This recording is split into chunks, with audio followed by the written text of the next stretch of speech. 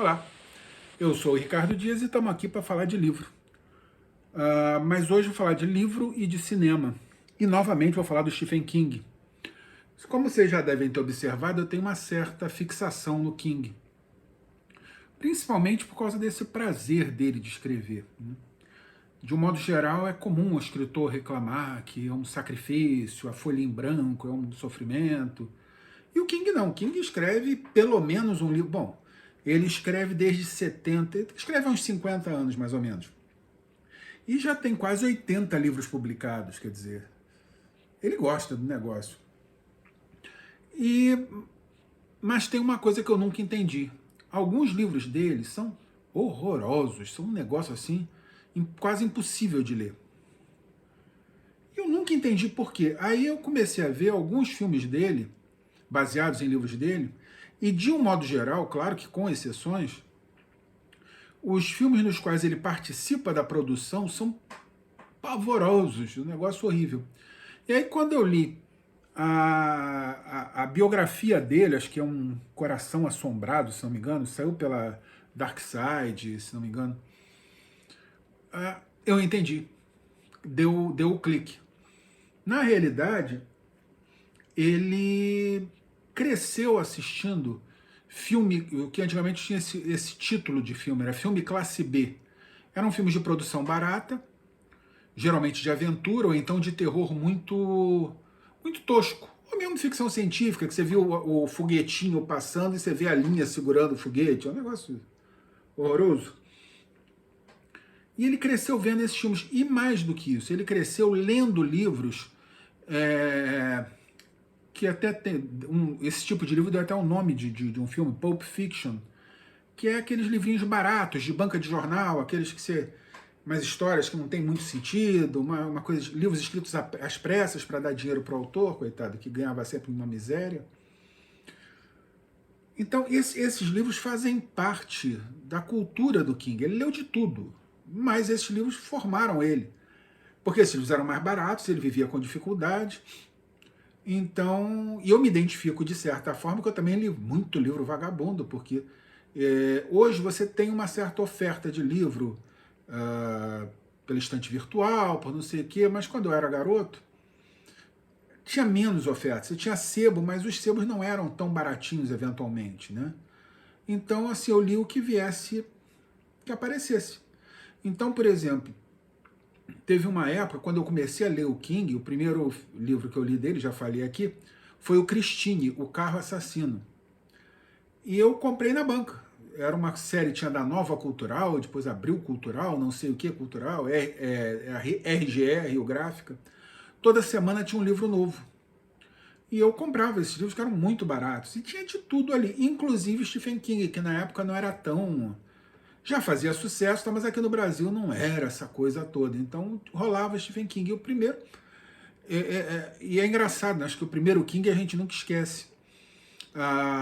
Minha avó estava internada e a gente sempre, tradição de família, a gente sempre fica com a pessoa que está internada, né? E como eu sempre tive meus horários malucos, geralmente quem fica de madrugada sou eu. E eu lembro perfeitamente de simplesmente estava indo para lá, não tinha o que ler, passei na banca e tinha acabado de sair esse Christine. Aí eu comprei, não sabia que era Stephen King, não sabia do que se tratava, mas eu lia literalmente tudo que me caía na mão. E li numa noite inteira. Porque assim, quando a gente vai olhar para um doente, a gente não dorme, pô. Tem gente que vai, vou ficar com o doente. Aí dorme, baba, ronca, o doente morre lá e ele nem percebe. Eu não, eu fico acordado. E eu li esse livro numa noite e me prendeu muito. E aí é uma coisa que eu também falei no outro vídeo, a questão da premissa do livro. A premissa, um carro que é reformado para um adolescente, o carro meio que se apaixona pelo seu dono, né? E começa em suma, perseguir quem não gosta do dono, etc. É uma premissa de uma imbecilidade total absoluta. Porém, funciona. O cara escreve tão bem que fez isso funcionar. Mas é um exemplo muito claro dessa Pulp Fiction, dessa literatura, digamos, mais popularesca. E logo em seguida, eu li o que teria sido, o que foi o primeiro livro do Stephen King. Eu ainda tenho essa edição até hoje, que é o Carrie a Estranha. Você vê, uma edição barata, né? Mas assim, direitinho, o papel é engraçado. Esse papel amarelado é mais valorizado. Só que esse aqui é amarelado de vagabundo, não é amarelado por troço. Mas... E esse livro ainda tem uma história fantástica, que ele foi recusado por várias editoras. O King estava recém-casado com a sua Tabitha, sua mulher até hoje. Ele trabalhava assim, dava aula, trabalhava numa lavanderia, era uma vida muito complicada. E eles viviam com muita dificuldade. E ele ganhava um dinheirinho escrevendo aqui, escrevendo ali, mas não conseguia emplacar um romance. Escreveu Carrie e ninguém queria. Um dia ele se irritou com isso e falou: chega dessa bobagem, não quero mais, jogou no lixo. A Tabitha, reza a lenda, resgatou e obrigou ele a mandar esse livro para mais uma editora.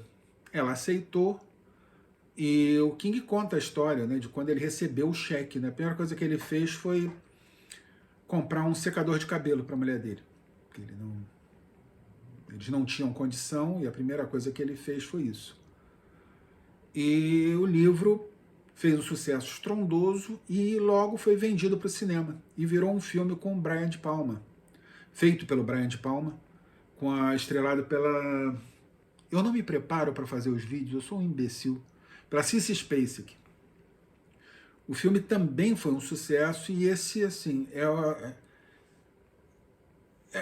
um match perfeito. O livro e o filme, eles caminham muito bem, os dois são muito bons.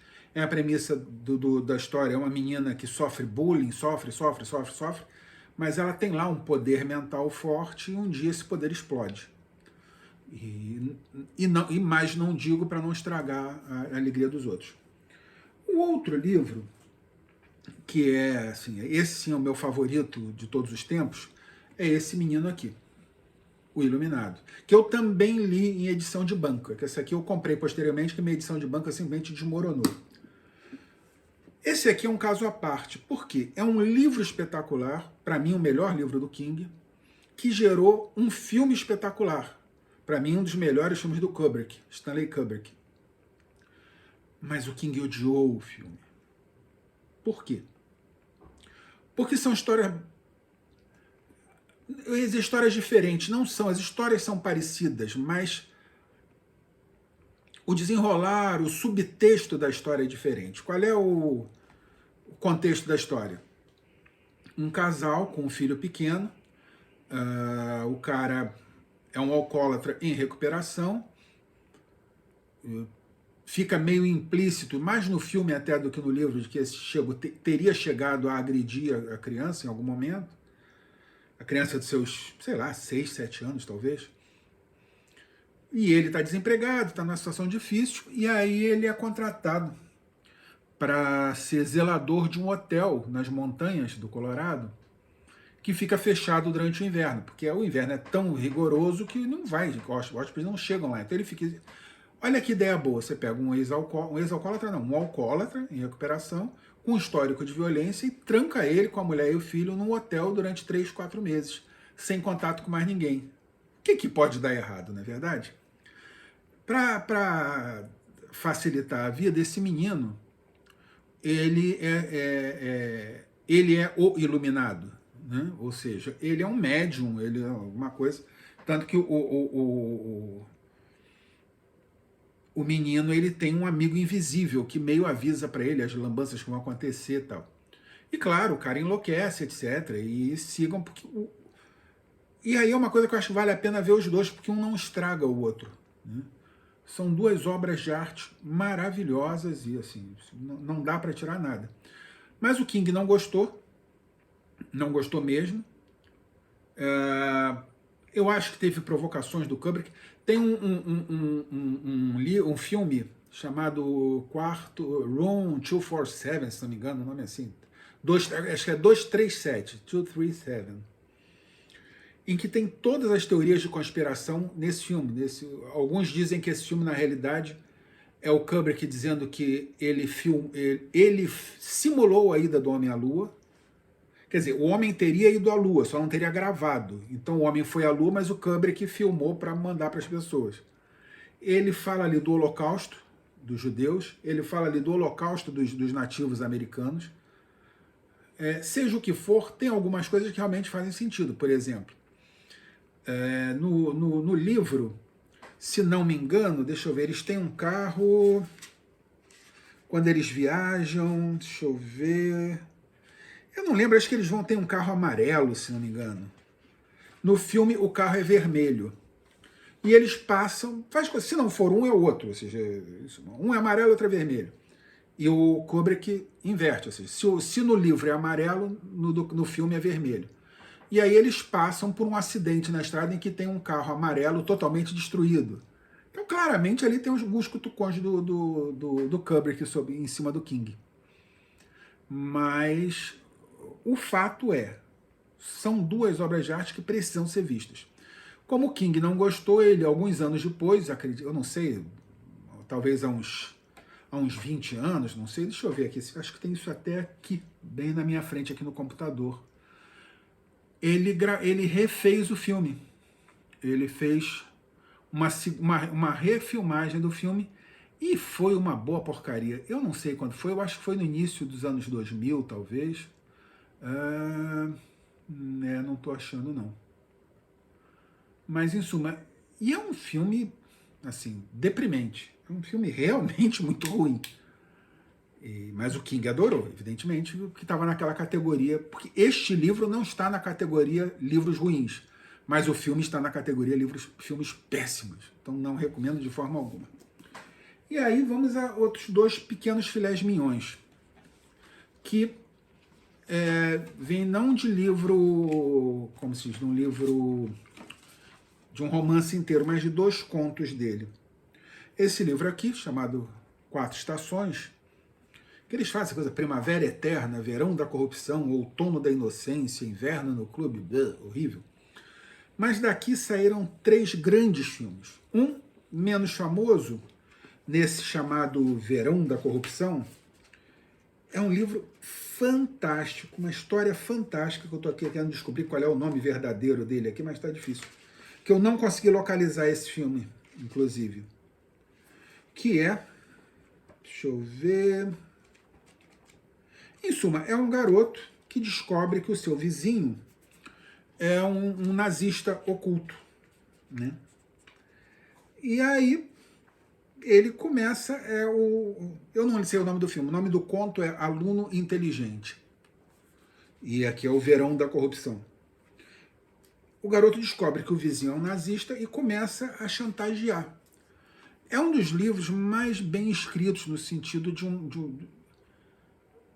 um problema psicológico envolvido ali. O garoto e o oficial, o ex-nazista, né, eles começam a ter uma certa simbiose. Eu não consegui descobrir que filme saiu daí, mas eu prometo que se eu descobrir, eu boto nos comentários. Esse vídeo, eu aviso logo, vai ficar um pouco mais longo do que a média.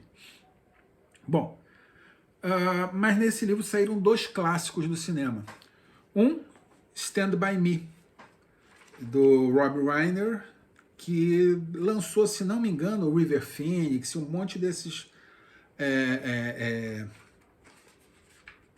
atores adolescentes da época e tal. O nome do conto é O Corpo, que são garotos que sabem de um corpo que apareceu lá, uma pessoa morta apareceu, e eles vão atrás daquilo para ver.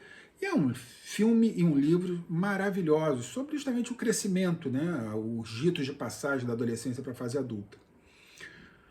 O outro livro que deu certo aqui, que também deu um filme maravilhoso, Peter, eu até anotei o nome, que é um nomezinho danado, Frank Darabont. É o conto chamado Rita Hayworth e a Maldição de Shawshank, e a Redenção de Shawshank. Rita Hayworth and Shawshank Redemption, que saiu nos cinemas com um filme chamado Um Sonho de Liberdade, com Morgan Freeman e o Tim Robbins.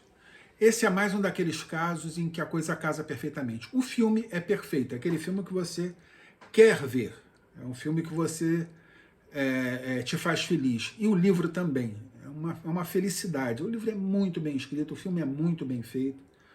assim, é um livro perfeito e um filme perfeito. Quer dizer, é uma história perfeita que não é um livro, como eu falei, é um tema.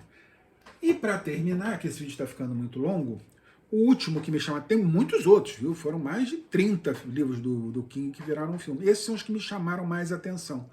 Um dia eu vou fazer um outro vídeo com alguns outros. O outro é baseado nisso aqui. É nisso aqui. O Corredor da Morte. São vários livros, no caso, 6 livros, que em inglês foi The Green Mile, a Milha Verde, não lembro o nome. É com Tom Hanks, sobre um prisioneiro que está no corredor da morte, que ele tem poderes.